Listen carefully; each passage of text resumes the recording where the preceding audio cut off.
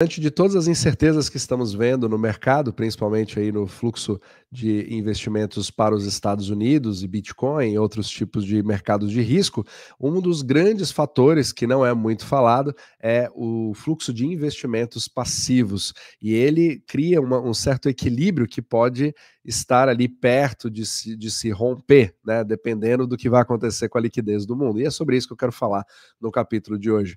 Então, se vocês não conhecem esse cara aqui, ele é o Michael Green, ele é literalmente o papa desse assunto, e foi uma entrevista muito interessante que foi feita recentemente nesse canal, né, o Thoughtful Money, do Adam Taggart, que eu recomendo fortemente, e ele literalmente explica já há muitos anos como que hoje o mercado ele é dominado por fluxos passivos de investimento. Então, o objetivo não é você escolher os vencedores, né, ou você escolher as melhores ações, que é o que a gente chama de stock picking, mas você vê fluxos cada vez maiores, principalmente aqueles que vêm das aposentadorias americanas, por exemplo, né, que a gente chama de 401ks, e que acabam fazendo com que esse fluxo seja não somente cada vez maior, cada vez mais presente, mas faz com que esse fluxo seja cada vez mais invencível, digamos assim. E isso cria uma série de problemas que a gente não consegue nem calcular. Mas antes de mais nada, se você gosta desse tipo de conteúdo, né, gosta de mecânica monetária, quer saber como que a liquidez do mundo é formada, distribuída e principalmente como que isso afeta os seus investimentos, nós temos o nosso Substack, né, que é uma rede social para aquelas pessoas que gostam de estudar profundamente. Você pode ver vídeos como esse, né, de segundas a sextas-feiras, de forma gratuita, sem propaganda, com todos os gráficos, inclusive em formato de artigos também, e você pode também acompanhar, membros podem acompanhar a Universidade Omnimacro. Então, todos os finais de semana eu coloco um vídeo aqui em profundidade para que você possa entender como que a liquidez do mundo funciona, né, de uma forma que não foi ensinada na faculdade. E também nós criamos o portfólio Omnimacro, onde a gente consegue isso, estamos sobrevivendo, né, ao fourth turning, que é toda essa questão, todo esse caos que nós vivemos hoje, e você pode ver gratuitamente todos os resultados, e membros podem acompanhar todos os movimentos dessa carteira com as alocações. Então você pode ver tudo isso aqui nos links da descrição abaixo.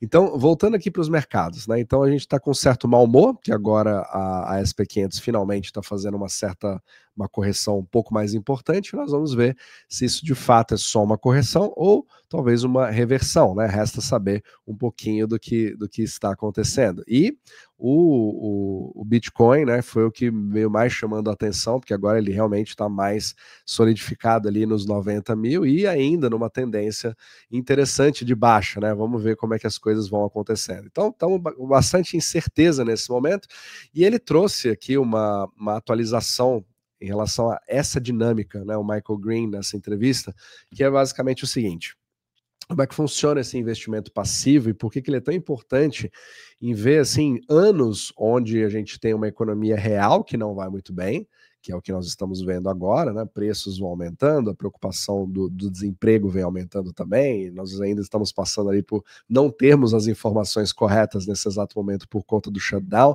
e agora que as coisas vão voltando ao normal para a gente ver o tamanho do estrago, mas uma coisa continua acontecendo: você tem um investimento passivo, que significa que são literalmente um fluxo de bilhões de dólares que entram nas principais empresas dos Estados Unidos, que são representados pelo índice da SP500. Então, cada uma das empresas tem um tamanho, tem um certo percentual, digamos que a Apple, Microsoft, a Nvidia, etc. Só que o grande problema desse, que foi identificado aqui pelo Michael Green, é que, em princípio, a gente sempre acha que quando você coloca esse capital ali no index, né, você coloca ali na SP500, ele distribui de forma igualitária, baseado no peso que cada empresa tem, e isso vai fazendo o mercado subir como um todo. Só que ele identificou um problema um pouco diferente. Principalmente as grandes empresas, aquelas que já têm um market share muito grande, um percentual grande de participação nesses índices, essas empresas especificamente têm uma quantidade de ações naquele momento, devido ao fluxo automático de capital que vai entrando. O comprador é muito maior do que o vendedor, e a quantidade de ações no momento, nos segundos onde os fundos estão comprando, fazem com que a influência de cada dólar que compra aquelas ações que já estão sendo muito demandadas suba a mais ainda em relação às outras ações do mesmo índice.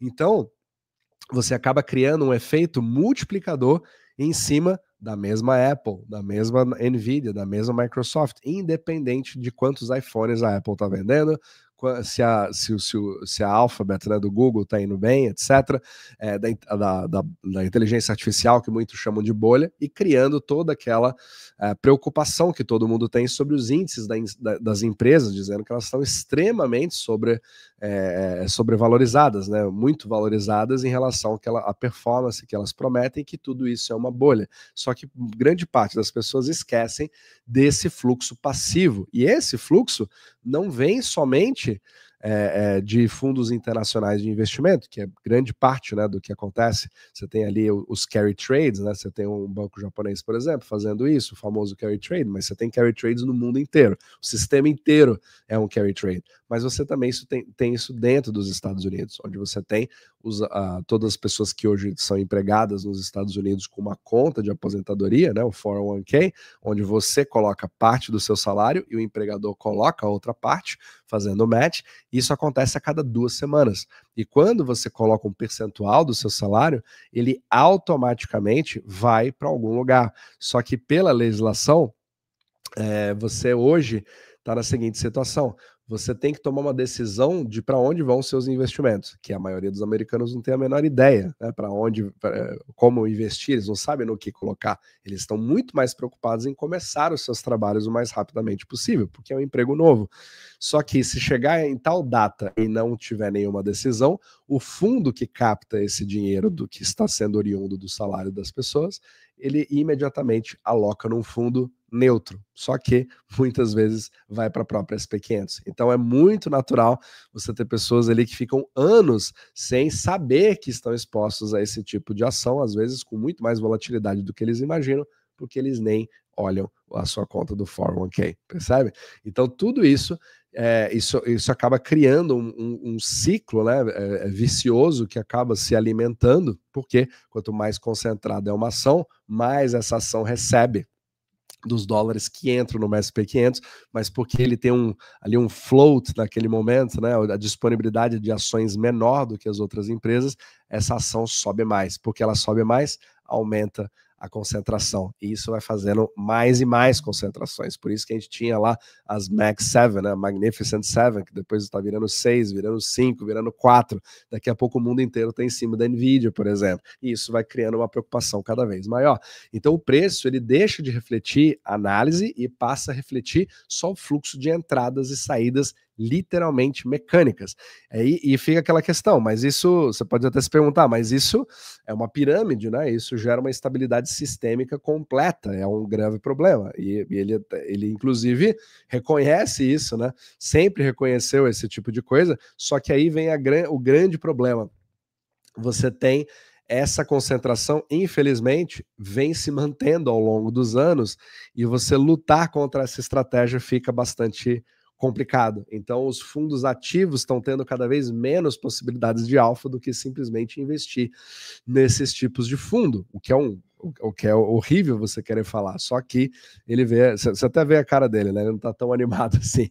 Ele até fala nessa entrevista. Recomendo fortemente para quem não viu, né, que você veja e acompanha também o trabalho do Michael Green. Um dia eu vou convidá-lo para a gente poder fazer uma entrevista aqui no canal, vai ser sensacional. E aí, agora você tem um outro problema, que também é demográfico. E você hoje está nos Estados Unidos numa situação onde a gente fala bastante do K-shaped economy, né? Onde você tem aqueles que detêm ativos, que estão ficando cada vez mais ricos, e você tem aqueles que não detêm ativos, que estão ficando cada vez mais pobres. E a categoria, né, demográfica, ou a geração que mais se beneficiou dessa parte, foram os boomers, né, que conseguiram acumular ativos de forma barata, pegaram toda a onda da valorização e agora também estão usufruindo de 401ks e também de bastante patrimônio bem gordo. Só que agora muitos deles estão se aposentando e não tem uma quantidade tão grande mais de inflows do que pelo menos é isso que se prevê ao longo do tempo, né? Que você vai ter uma quantidade maior de saques simplesmente pela aposentadoria e não por algum problema necessariamente.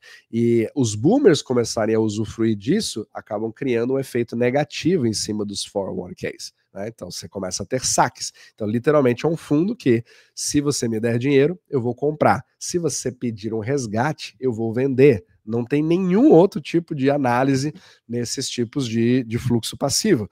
Então, a grande questão é você tentar ver o que acontece com a parte demográfica, porque você também tem uma influência da economia real, porque todos os aportes que são feitos, né, nos 401ks das pessoas, elas dependem que você esteja empregado. Se você começa a ter um desemprego cada vez maior na economia real, você pode ter o efeito contrário.